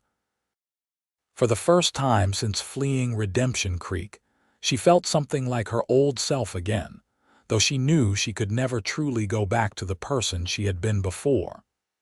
Too much had changed, both in her circumstances and within her heart. The third day dawned with a spring storm, rain lashing against the windows of her room. Elizabeth paced anxiously, calculating that Ethan and the federal marshals should have reached Redemption Creek the previous evening. By now, the arrests would have been made or something had gone wrong. The not knowing was almost unbearable. "You'll wear a hole in my carpet, dear," Mrs. Callahan observed when she brought up tea mid-morning. "Try not to worry. Marshal Hayes knows his business." "I can't help it," Elizabeth admitted. "If something happened to him." Mrs. Callahan patted her hand sympathetically. "I've seen that look before on my own face, many years ago when my Harold was away fighting Indians on the frontier. That's love, plain and simple." Elizabeth didn't deny it. Somehow, in the space of less than a week, Ethan Hayes had become essential to her happiness, her future plans now inextricably entwined with his. The possibility of losing him before they'd had a chance to explore what was growing between them was almost too painful to contemplate. Late that afternoon, as the storm finally began to abate, there was a commotion downstairs. Elizabeth hurried to her door, opening it to hear Mrs. Callahan's voice raised in uncharacteristic excitement. "Miss Montgomery, come down quickly." Heart pounding, Elizabeth rushed down the stairs to find the entrance hall occupied by several men in wet coats: Marshal Jenkins, Judge Wilson, and behind them, looking tired but triumphant, Ethan Hayes. "Ethan!" she cried, restraining herself from running straight into his arms only by the greatest effort of will. His face lit up at the sight of her, fatigue momentarily forgotten. "Elizabeth," he greeted her, removing his hat. "We've just come from the courthouse." "The arrests?" she asked anxiously. "Did everything go as planned?" Marshal Jenkins stepped forward. "Better than planned, Miss Montgomery. We took Judge Hargrove completely by surprise at his home outside Redemption Creek. Marshal Davis and 6 others are also in custody. There was some resistance, but no casualties on either side." "Thanks largely to Marshal Hayes here," Judge Wilson added. "His knowledge of the town and the suspects proved invaluable. When Davis tried to rally some local toughs to resist arrest, Hayes managed to outflank them and force their surrender without bloodshed." Elizabeth's eyes found Ethan's across the room, relief and pride washing over her in equal measure. "And my father's name?" she asked. "Has it been cleared?" "Publicly and officially," Judge Wilson assured her. "I've already issued a statement to the territorial papers detailing the corruption that was uncovered and crediting James Montgomery's courage in exposing it. His debts have been declared null and void, as they were the result of criminal activity. And your property will be restored to you," Ethan added. "Judge Wilson has seen to that personally." The news was overwhelming. After days of danger and uncertainty, justice had finally been achieved. Elizabeth felt tears welling in her eyes, tears not of grief this time, but of relief and vindication. "Thank you," she said, looking from one man to another. "All of you. My father would be so grateful." "It's we who are grateful to him," Marshal Jenkins replied solemnly. "His evidence will lead to the prosecution of corrupt officials across 3 territories. He was a hero, Miss Montgomery, plain and simple." After sharing a few more details of the operation, Judge Wilson and Marshal Jenkins took their leave, promising to keep Elizabeth informed of the legal proceedings to come. Mrs. Callahan tactfully withdrew to the kitchen, leaving Ethan and Elizabeth alone in the entrance hall. For a moment, they simply looked at each other, the full weight of all they had experienced together hanging in the air between them. Then, with a few quick strides, Ethan crossed the space separating them and pulled Elizabeth into his arms. She went willingly, her arms encircling his neck as he held her close, his face buried in her hair. They stood that way for a long moment, neither speaking, simply absorbing the reality of being together again, safe and whole. "I was so worried," Elizabeth finally whispered against his shoulder. "I promised I'd come back to you," Ethan reminded her, drawing back just enough to look into her eyes. "I always keep my promises." "Yes, you do," she agreed, remembering the words he had spoken in Martha's cabin, his promise that it would take more than a mountain trail to separate him from her now. Elizabeth reached into her pocket and withdrew his silver watch. "I kept it safe, as promised," she said, holding it out to him. Instead of taking it, Ethan closed her fingers around the timepiece. "Keep it a little longer," he said, "until we decide what comes next." "And what does come next, Ethan?" Elizabeth asked, her heart beating faster at the intensity in his gaze. "That depends on you," he replied. "I've been offered a permanent position here in Denver, Chief Deputy Marshal for the territory. It would mean a stable life, a home, a future." "And is that what you want?" Elizabeth asked softly. Ethan's hands came up to frame her face, his touch gentle but certain. "What I want is you, Elizabeth Montgomery, by my side as my partner, my confidante, my wife if you'll have me." The directness of his proposal took her breath away. "Ethan, are you certain? We've known each other less than a week. And in that time, I've learned more about you than I might have discovered in years of conventional courtship," he interrupted.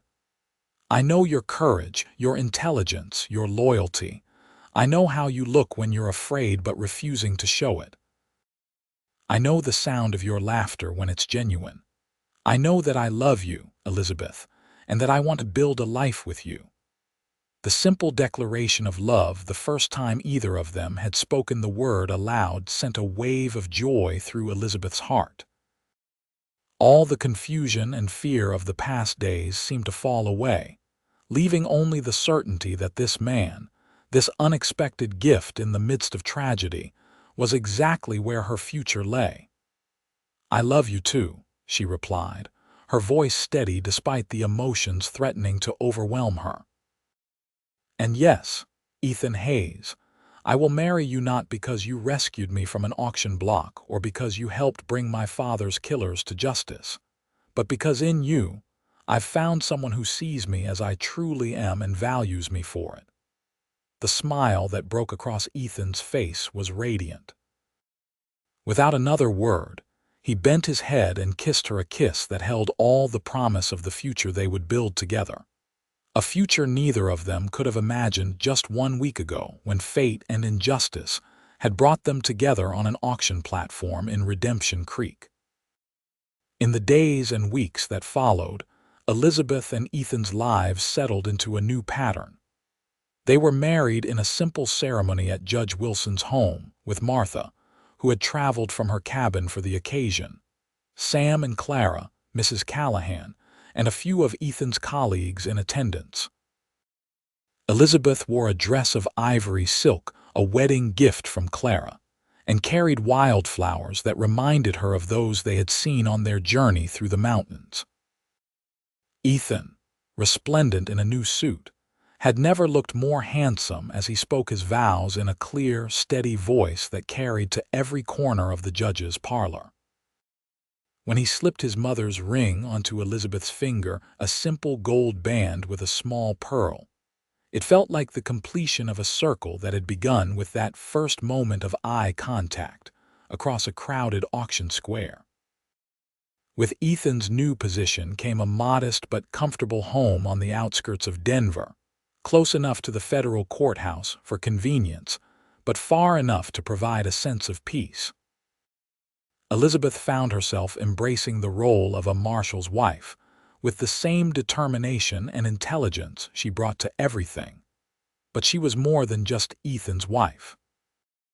With the compensation she eventually received for her father's property, Elizabeth established a small school for girls, emphasizing not just traditional subjects, but also practical skills that would allow them independence in a changing world. Her experiences had taught her the value of self-reliance, and she was determined to pass that lesson on to the next generation. Ethan supported her endeavors wholeheartedly, often visiting the school to teach the older girls basic self-defense or to share stories of justice prevailing against difficult odds. The students adored him almost as much as they respected their headmistress, Mrs. Hayes.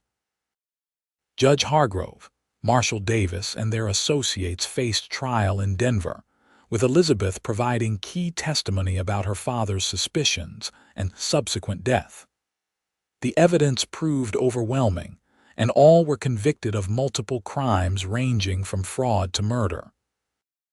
Hargrove received the harshest sentence, life imprisonment, in the territorial penitentiary, where his former position and influence meant nothing. 1 year after their wedding, on a bright spring morning reminiscent of the day they had first met, Elizabeth shared news with Ethan that brought tears of joy to his eyes. They would be welcoming a child by winter.